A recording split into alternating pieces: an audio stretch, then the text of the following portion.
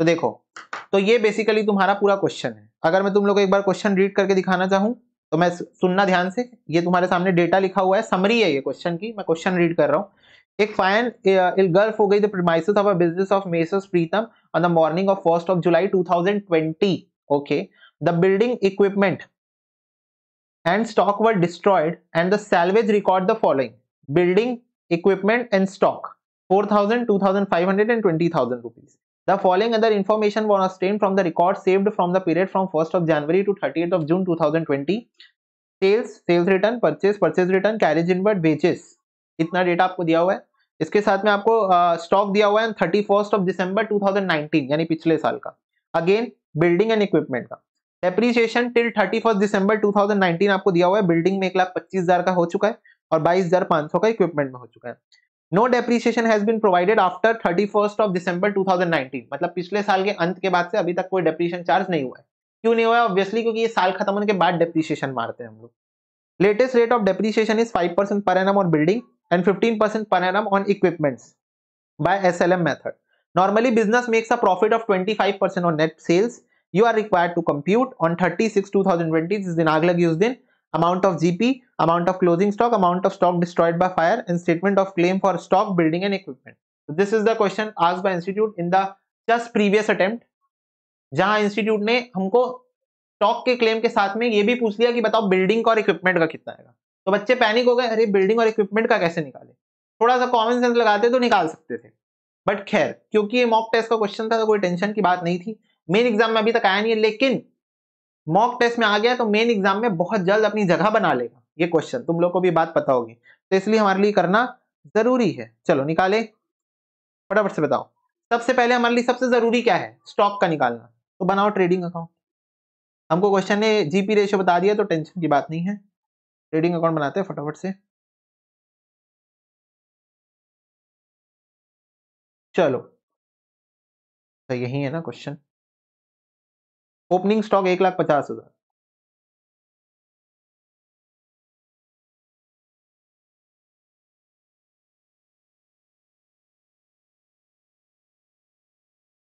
Purchases, purchases कितने की है? दोनों का नेट निकालो।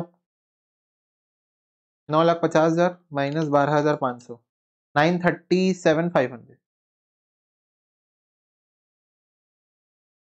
सेल्स दोनों का नेट 11,50,000 माइनस 40,000, 11,10,000। और क्या है? कैरेज इनवर्ड और वेजेस, ट्रेडिंग का ही आइटम है ये।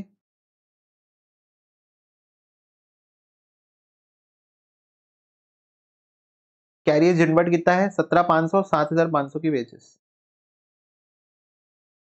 2 जीपी, क्वेश्चन ने बोला कि हम जीपी कमाते हैं 25% ऑन सेल्स, तो 11,10,000 का 25% यानी कि 277,500 आ जाएगा। बाय क्लोजिंग स्टॉक सारे आइटम लिख चुके हैं, बैलेंसिंग फिगर निकाल देंगे एज अ क्लोजिंग स्टॉक। तो ये आ जाएगा 1,50,000 plus 937,500 plus 17,500 plus 7,500 plus 277,500 minus 11,10,000 रुपए, तो ये आ रहा है 2,80,000 रुपए का क्लोजिंग स्टॉक। बोलो क्लियर है? यहां तक तो किसी को कोई दिक्कत नहीं होगी। 2,80,000 का हमारा आ रहा है, 2,80,000। अब इसमें से कुछ स्टॉक सेल्वेज हुआ हमारा 20,000 रुपए का, ठीक है, तो 2,60,000 रुपए का हमारा लॉस होगा।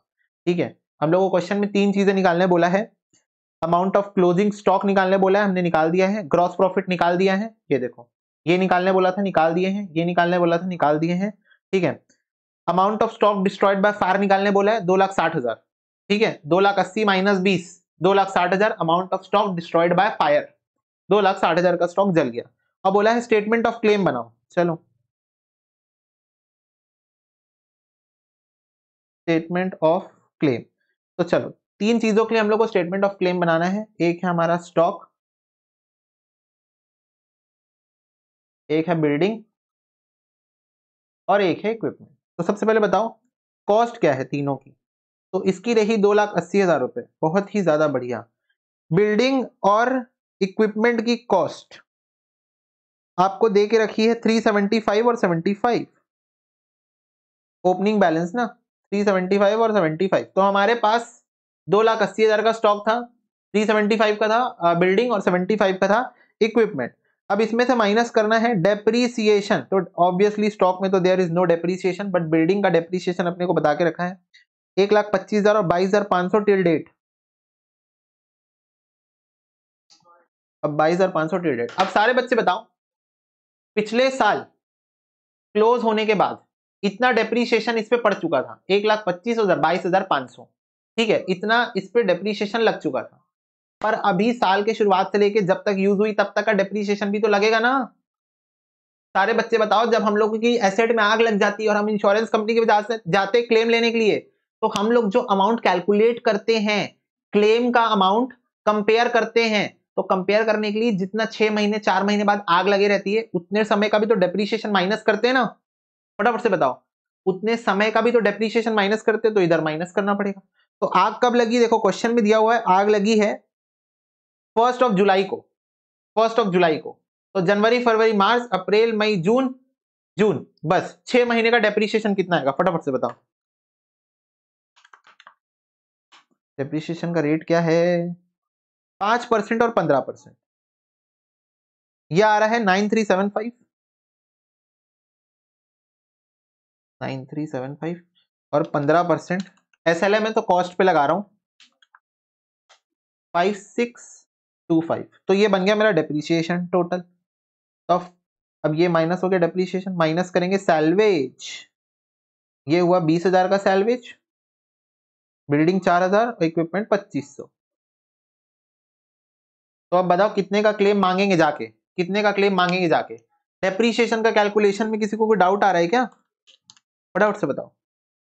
इतने का क्लेम हम मांगेंगे, दे दो भैया दे दो। अब वो कितने का देंगे वो हमको नहीं पता, हम इतने का मांगेंगे। -125 -9375 -4000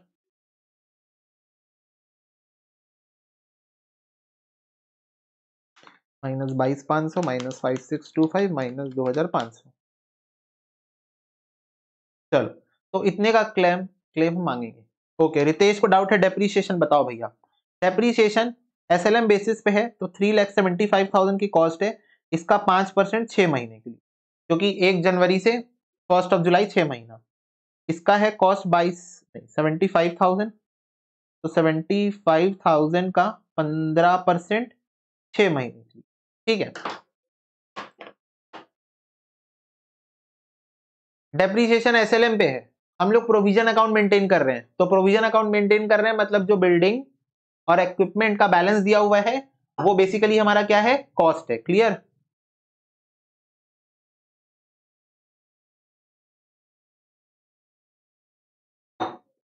बताओ क्वेश्चन दिखाओ, ये लो क्वेश्चन।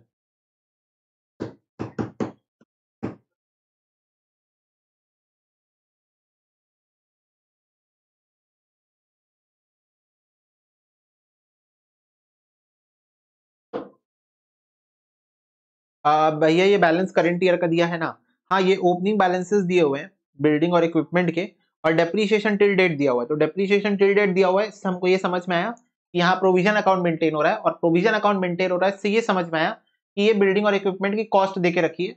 अब क्योंकि हमारा डेप्रीसिएशन का रेट SLM बेसिस पे है तो हम सीधा कॉस्ट पे लगा दिए डेप्रीसिएशन, ठीक है।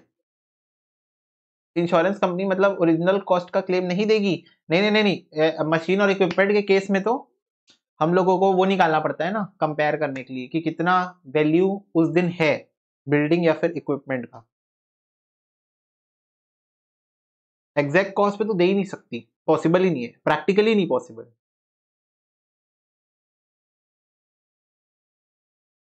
भैया स्टॉक की ओपनिंग 1,50,000 है तो 2,80,000 क्यों Priya, it is on the date of fire, we are calculating on the date of fire. See ये तो कॉमन सेंस है यार, on the date of fire stock 2,80,000 का था, 20,000 सैलवेज हुआ, 2,60,000 का क्लेम मांगने जाऊंगा, मेरे को बताओ। 2,80,000 का स्टॉक था, 20,000 सैलवेज हुआ, 2,60,000 क्लेम मांगने जाऊंगा।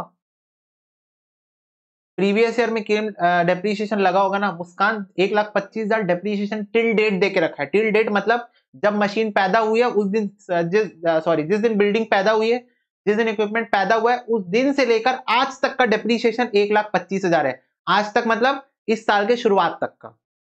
इस साल के शुरुआत तक का बैलेंस दिया हुआ था। अरे इस दिन मैं बिल्डिंग खरीद के लाया और इक्विपमेंट खरीद के लाया, उस दिन से लेकर यहां आग लगी है, यहां आग लगी है, उस दिन से लेकर यहां तक का डेप्रीशिएशन 1,25,000 और 22,500 दिया हुआ था। यहां से यहां तक का डेप्रीशिएशन मैं खुद निकाला 9375 और 5625, तो ये टोटल डेप्रीशिएशन आ गया ना, ये टोटल डेप्रीशिएशन अब तक का। तो कॉस्ट में डेप्रीशिएशन माइनस कर दिया अभी तक का, जिस दिन आग लगी उस दिन तक का डेप्रीशिएशन माइनस कर दिया, तो उसकी WDV आ गई, रिटर्न डाउन वैल्यू। और जो WDV आई है उतना ही तो क्लेम मांगूंगा ना, भले जितना भी दे उन लोग, पर क्लेम तो उतना मांगूंगा ना कि सर मेरे एसेट की वैल्यू आज इतनी थी, इतना क्लेम दे दो। मेरी एसेट की वैल्यू आज 2,36,625 थी, तो इतना क्लेम दे दो मेरे को। ओरिजिनल कॉस्ट दे रखी है एसेट की एग्जैक्ट, तो मैं इतने देर से क्या बोल रहा था, मैं यही तो बोल रहा था कि एसेट की ओरिजिनल कॉस्ट दे रखी है क्वेश्चन में, प्रोविजन अकाउंट मेंटेन होता है, तो एसेट को कॉस्ट पे ही कैरी करते हैं ना अपन। मेरे को ये बताओ, जब provision for depreciation account maintain होता है कभी भी अकाउंटिंग करते टाइम, तो हम लोग सारी एसेट्स को कॉस्ट पे ही कैरी करते हैं ना। Balance brought down carry down, brought down carry down, brought down carry down, brought down carry down, क्यों? क्योंकि डेप्रीशिएशन प्रोविजन अकाउंट से चार्ज होता है, depreciation account debit to provision for depreciation account. ठीक है भैया, क्वेश्चन में 1,50,000 है, 1,50,000 है ओपनिंग स्टॉक, तो हमने निकाला है ना closing stock on the date of fire.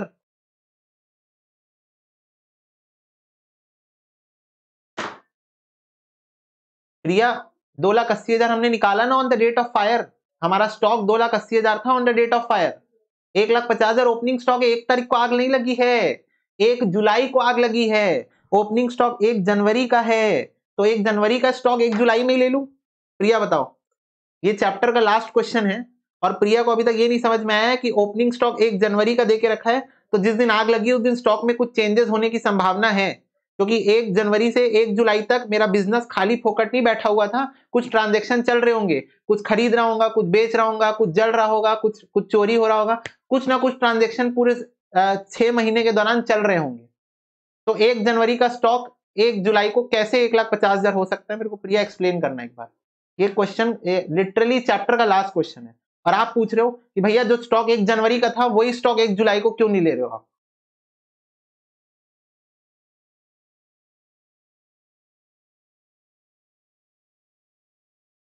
बताओ मेरे को, बताओ प्रिया, कि जो स्टॉक 1 जनवरी को था वही स्टॉक 1 जुलाई को क्यों नहीं ले रहे हो? आप मेरे से क्वेश्चन पूछ रहे हो।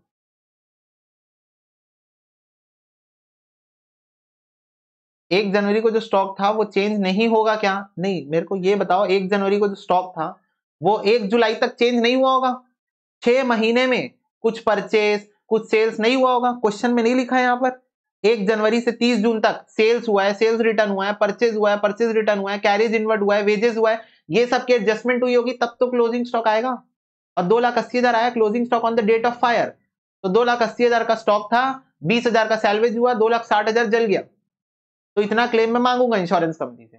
3,75,000 के कॉस्ट की बिल्डिंग थी, 1,25,000 का उस पर डेप्रीशिएशन लग चुका है, ऑलरेडी लग चुका है। 9375 6 महीने का मैं और निकाला, क्योंकि 6 महीने और यूज हुई, ये 1 जनवरी तक का डेप्रीशिएशन दिया हुआ है, ये उसकी कॉस्ट है, ये दोनों की कॉस्ट है। ये 1 जनवरी तक का डेप्रीशिएशन है, depreciation till 1 January, depreciation till till till 1 January 1,25,000 and 22,500 given है। ये फर्दर 6 मंथ का डेप्रीशिएशन मैं कैलकुलेट किया, क्योंकि 1 जनवरी से 1 जुलाई भी मशीन यूज हुई है, बिल्डिंग यूज हुई है, तो ये 6 महीने का डेप्रीशिएशन मैं कैलकुलेट किया, तो उस हिसाब से, और 4,000 ये बच गई, बिल्डिंग के 4,000 के पार्ट्स बच गए और इक्विपमेंट के 2,500 के पार्ट्स बच गए, तो उस हिसाब से मैं इंश्योरेंस कंपनी से इतना रुपया मांगूंगा। कॉस्ट माइनस डेप्रीशिएशन, तो WDV आ गया, माइनस जितना मैंने बचा लिया, तो जितना खराब हो गया, जितना जल गया, वो मैं मांगूंगा। कॉस्ट माइनस डेप्रीशिएशन माइनस जितना सैलवेज हो गया, तो इतना क्लेम मैं इंश्योरेंस कंपनी से मांगूंगा। तो ये तीनों को मिला के जो अमाउंट आएगा, ये तीनों को मिला के जो अमाउंट आएगा, उतना क्लेम हम लॉन्च करेंगे इंश्योरेंस कंपनी के पास कि भाई हमको इतने का क्लेम चाहिए, हमारे प्रीमाइसेस में आग लग गई है।